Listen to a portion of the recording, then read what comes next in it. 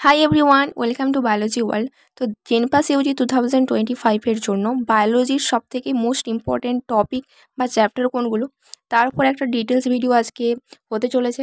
এবং আগের ভিডিওতে কিছু স্টুডেন্টস কমেন্ট করেছিল যে মোস্ট ইম্পর্ট্যান্ট চ্যাপ্টারগুলোর ওপরে একটা ভিডিও আনতে, তো তোমাদের জন্য ভিডিওটা। অ্যান্ড প্রথমে একটা কথা বলে রাখি যে এখনও পর্যন্ত যেহেতু তোমাদের পরীক্ষার ডেট এখনও অ্যানাউন্সড হয়নি, তো তোমরা কি করবে, এখন প্রতিটা চ্যাপ্টারই পড়তে থাকো। এই মোস্ট ইম্পর্টেন্ট যে চ্যাপ্টারের কনসেপ্টটা, এটা তখনই কাজে লাগাবে তোমরা যখন কি হবে, পরীক্ষা কিছুদিন বাকি থাকবে। তখন তোমাদেরকে মেন ফোকাস করতে হবে যে চ্যাপ্টারগুলো থেকে বেশি পরিমাণে কোশ্চেন আসে। বাট নাও যেহেতু এখনও অনেকটা টাইম আছে, পরীক্ষার ডেট ঘোষণা হয়নি, কি হবে তাও আমরা জানি না, তো সমস্ত চ্যাপ্টারগুলো তোমরা ভালোভাবে পড়তে থাকো, ঠিক আছে? তো চলো শুরু করা যাক। প্রথমে আমি ক্লাস 11-এর ট্রেন্ডটা দেখাচ্ছি যে 2021, 22, 23, 24 কীরকম কোশ্চেন এসেছিলো প্রতিটা চ্যাপ্টার থেকে।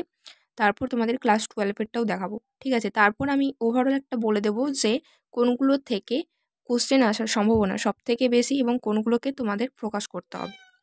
তো ফার্স্ট অফ অল দেখো যে লিভিং ওয়ার্ল্ড তোমাদের ক্লাস 11-এর ফার্স্ট চ্যাপ্টার, এখান থেকে কোনো বছরে কোনো কোশ্চেন আসেনি, কেবলমাত্র 2024-এ একটা কোশ্চেন চলে এসেছিলো, তাও আবার সিস্টেমা ন্যাচুরি থেকে, যতদূর আমার মনে পড়ছে। তো সিস্টেমা ন্যাচুরি ইনি মানে কার লেখা, ঠিক আছে? তারপর বায়োলজিক্যাল ক্লাসিফিকেশন থেকে 4 বছরে কোনো কোশ্চেন আসেনি। তো আমি 2021-এর পেপার থেকে মানে 2021, 22, 23 অ্যান্ড 24 এই 4 বছরের পেপারের অ্যানালাইসিস থেকে বলছি। তার আগে জেনপা হতো এবং 2021 থেকে তোমাদের জেনপাস হচ্ছে, রাইট? ঠিক আছে। এরপর তোমাদের হচ্ছে প্ল্যান্ট কিংডম। তো প্ল্যান্ট কিংডম থেকে 2021-এ 4টা কোশ্চেন চলে এসেছিলো, ঠিক আছে? কিন্তু 22, 23, 24-এ কোনো কোশ্চেন আসেনি। এরপর এনিম্যাল কিংডম থেকে দেখো 9 থেকে 10টা কোশ্চেন এসেছে। তবে মনে রাখতে হবে তোমাদের জেনপাস ইউজি 2021-এ বায়োলজির মার্কস ছিল 100, রাইট? এবং প্রতিটা মার্কসের জন্য ক্যারি করতো 2 মার্কস, মানে প্রতিটা কোশ্চেন্সের জন্য ক্যারি করতো 2 মার্কস। এই করে টোটাল 50টা কোশ্চেন এবং 100 মার্কসের তোমাদের পরীক্ষা হতো। কিন্তু 22, 23, 24 সালে কটা করে কোশ্চেন থাকে? কোশ্চেন থাকে তোমাদের 15টা প্রায়, এবং সেখানে ক্যাটাগরি থাকে, ক্যাটাগরি 1, ক্যাটাগরি 2। ক্যাটাগরি 1-এ তোমাদের প্রতিটা কোশ্চেনের জন্য 1 মার্কস করে থাকে এবং ক্যাটাগরি 2-তে 2 মার্কস করে থাকে। তো সেই ট্রেন্ড অনুযায়ী এনিম্যাল কিংডম থেকে কিন্তু 21-এ প্রচুর কোশ্চেন এসেছিলো, 22, 23-এ কোনো কোশ্চেন আসেনি, 24-এ একটা কোশ্চেন এসেছে।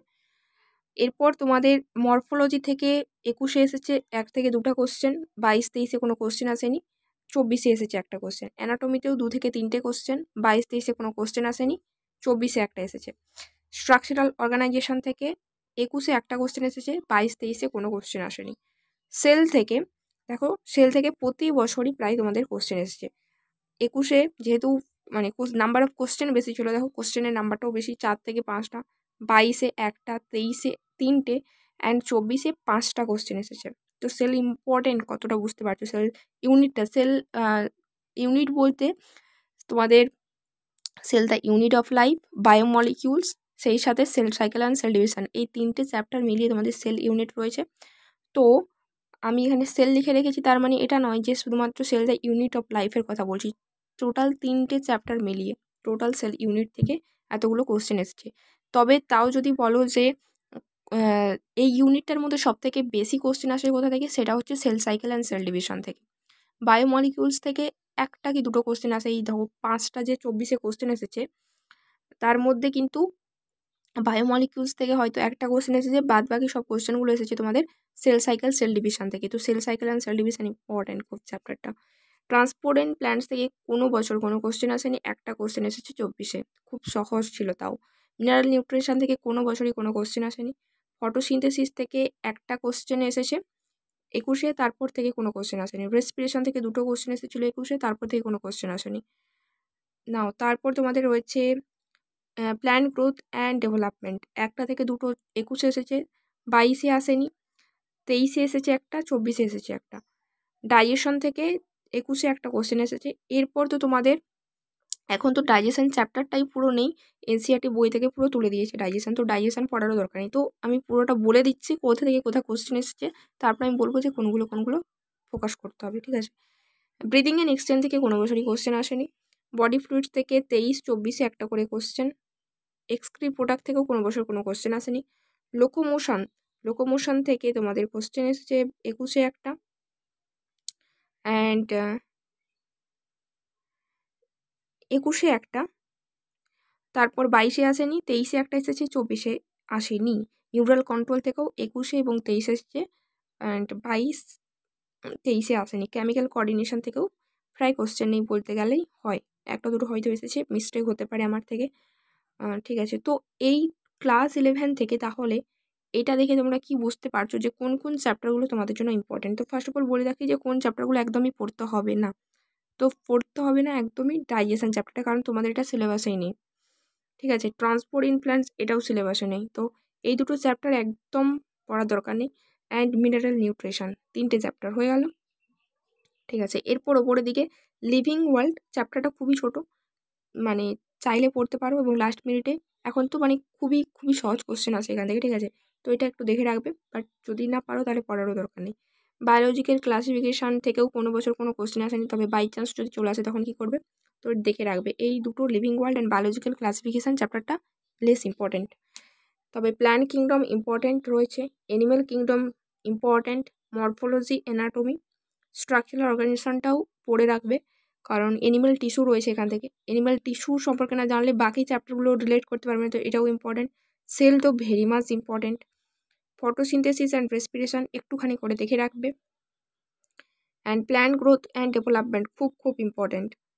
অ্যান্ড আমি কি বলবো যে ব্রিদিং অ্যান্ড এক্সচেঞ্জ থেকে মানে বাকি তোমাদের পুরো হচ্ছে হিউম্যান ফিজিওলজি থেকে সব থেকে বেশি কোশ্চেন আসে কোথা থেকে জানো? নিউরাল কন্ট্রোল অ্যান্ড লোকোমোশন থেকে, বডি ফ্লুইডস থেকে। তো এই 3টে চ্যাপ্টার তো একদম টিপসে হওয়া দরকার। বাকি breathing and exchange and excretive product, এই দুটো যে চ্যাপ্টার রয়েছে তোমাদের, এই দুটো চ্যাপ্টার থেকে কোশ্চেন কিন্তু আসেনি, বাট চ্যাপ্টারগুলোতে কিন্তু ফোকাস করা দরকার। তো হিউম্যান ফিজিওলজি তোমরা ভালো করে পড়বে, কারণ ইন ফিউচারে তোমরা মেডিকেল ফিল্ডে যাচ্ছ, তো সেখানে তো পড়তেই হবে। তো এখানে যদি উইক থেকে যায় সেখানে কি করে বুঝবে? ঠিক আছে, তো হিউম্যান ফিজিওলজি ক্লাস 11 থেকে ভালো করে পড়বে, অ্যান্ড সেল ইউনিটটা ভালো করে পড়বে, অ্যান্ড প্ল্যান্টসের ক্ষেত্রে anatomy, physiology and animal kingdom, plant kingdom, এই কয়েকটা চ্যাপ্টারের ওপরে তোমাদেরকে ফোকাস করতে হবে। বাদ বাকি এটা স্ক্রিনশট নিয়ে রাখতে পারো যে কোথা থেকে কটা কোশ্চেন এসেছে, রাইট? আচ্ছা, এরপর আমরা ক্লাস 12-এর উপরে আলোচনা করি। তো ক্লাস 12-এ একদম শিওর শর্ট কোনগুলো পড়তে হবে। রিপ্রোডাকশন ইন অর্গানিজম তোমাদের জীবনে কোশ্চেন আসেনি, আর এটা সিলেবাস থেকেও উড়িয়ে দিয়েছে পুরো। তারপর তোমাদের রয়েছে sexual reproduction in flowering plants, এটা একটা মোস্ট ইম্পর্টেন্ট চ্যাপ্টার, প্রতি বছরই তোমাদের কোশ্চেন আসে। 24-এ আসেনি সেটা আলাদা কথা, 25-এ কিন্তু আসার সম্ভাবনা আছে। হিউম্যান রিপ্রোডাকশনও ইম্পর্টেন্ট চ্যাপ্টার, 21-এ এসেছে, 22, 23, 24-এ আসেনি, তবে আসার সম্ভাবনা আছে। রিপ্রোডাক্টিভ হেলথ থেকে প্রতি বছর প্রায় কোশ্চেন আসে, 22, 23, 22 অ্যান্ড 24-এ আসেনি। যাই হোক, প্রিন্সিপাল অফ ইনহেরিটেন্স থেকেও কোশ্চেন আসে। 23-এ দেখো 3টে কোশ্চেন এসেছে, বাট 21, 23, 24-এ আসেনি। তবে এখানের ইম্পর্টেন্ট বলতে কোনগুলো, যে বিভিন্ন সিনড্রোমসগুলো রয়েছে জেনেটিক্যাল, সেগুলো ডাউন সিনড্রোম, ক্লাইনফিল্টার সিনড্রোম, আর যে ম্যান্ডেলিয়ান যে বিভিন্ন ডিসঅর্ডারগুলো, তো সেগুলো কিন্তু ইম্পর্টেন্ট। তো লাস্টের পার্টটা খুব ইম্পর্টেন্ট, প্রিন্সিপাল অফ ইনহেরিটেন্সে। এমবিআই তো ভেরি মাচ ইম্পর্টেন্ট, প্রতি বছর ভরপুর মাত্রায় কোশ্চেন আসে। ইভলিউশন ইম্পর্টেন্ট চ্যাপ্টার একটা। Human health and disease important.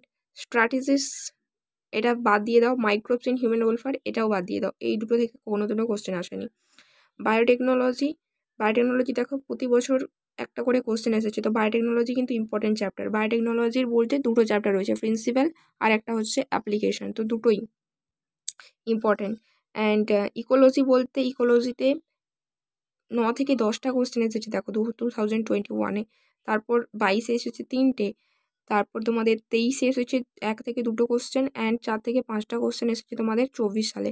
তো ইকোলজি পার্টটা খুব ইম্পর্টেন্ট। ইকোলজির মধ্যে কোন কোন চ্যাপ্টারগুলো ইম্পর্টেন্ট? ফার্স্টের চ্যাপ্টার 3টে, অর্থাৎ organism population, ecosystem and biodiversity and conservation. তো লাস্ট যে চ্যাপ্টারটা এনভায়রনমেন্টাল ইস্যু, ওখান থেকে কোশ্চেন আসে না, তো ওই চ্যাপ্টারটা স্কিপ করে দাও, কারণ তোমাদের এনসিআরটি বইতে নেই, এবং তোমাদের যে ওয়েস্ট বেঙ্গল বোর্ডে কিন্তু চ্যাপ্টারটা রয়েছে যদিও, তবে খুব সহজ, দেখে রাখতে পারো, বাট ওখান থেকে কোশ্চেন আসেনি যতদূর আমি কোশ্চেন পেপারটা অ্যানালাইসিস করে বুঝেছি। তো ক্লাস 12-এর মধ্যে কোন কোন চ্যাপ্টারগুলো তোমাদের পড়তে হবে না, strategies, microbes in human welfare and reproduction in organism, এই 3টে চ্যাপ্টার। অ্যান্ড ক্লাস 11-এর মধ্যে তোমাদের পড়তে হবে না কোনগুলো, বায়োলজিক্যাল ক্লাসিফিকেশানগুলো দেখে রাখবে, লিভিং ওয়ার্ল্ড দেখে রাখবে, আর transport in plants, mineral nutrition, এই দুটো একদম বাদ, অ্যান্ড ডাইজেশন। তো 11 অ্যান্ড 12-এ 3টে করে চ্যাপ্টার তোমাদের বাদ চলে গেল, বাকিগুলো একটু একটু করে দেখে রাখবে। অ্যান্ড হিউম্যান ফিজিওলজিটা খুব ভালো করে দেখে রাখবে ক্লাস 11-এর, অ্যানাটমি, মরফোলজি, অ্যানাটমি, ফ্লাওয়ারিং প্ল্যান্টসের, সেল খুব ইম্পর্ট্যান্ট। তো এই হচ্ছে তোমাদের টোটাল বায়োলজির মাইন্ড ম্যাপস বলতে পারো, এবং সবথেকে কোন চ্যাপ্টারগুলো ইম্পর্টেন্ট, মোস্ট ইম্পর্টেন্ট চ্যাপ্টারগুলো আমি বলে দিলাম। এরপরের একটা ভিডিওতে আমি কেমিস্ট্রির পার্টটা নিয়ে বলবো। ফিজিক্সের উপরে অলরেডি একটা ভিডিও আপলোড করা আছে, তো ওটা তোমরা দেখতে পারো, কারণ আমি নাম্বার অফ কোশ্চেন বলিনি, বাট পেপার অ্যানালাইসিস করেই বলেছি যে কোন কোন চ্যাপ্টারগুলো ইম্পর্টেন্ট, তো ওটা তোমরা প্রেফার করতে পারো, ঠিক আছে। আর বাদ বাকি এটা স্ক্রিনশট নিয়ে রাখো, যাদের দরকার তো তোমরা দেখে নিতে পারো এখান থেকে। ওকে, সো আজকের মতো ভিডিওটা এই পর্যন্তই, দেখা হচ্ছে তোমাদের সাথে নেক্সট ভিডিওতে উইথ ফিজিক্সের মোস্ট ইম্পর্টেন্ট চ্যাপ্টার্স।